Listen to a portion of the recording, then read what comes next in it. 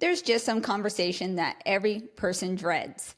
One of these is when your kids get to the age when you have to talk to them about the birds and the bees.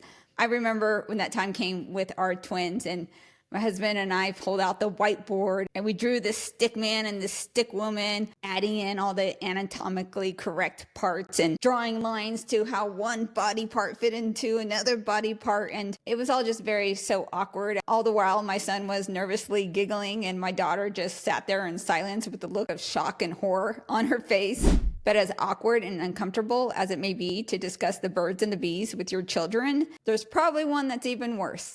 And that is the one that you need to have with your wife about sex, or more accurately, the lack of it in your marriage. But the reality is that this is a very common problem. 25 to 50% of all marriages are sexless, defined as having sex 10 times or less in a year. So even if you're not at this point yet, there's a very real chance that this discussion may become necessary for you at some point in the future.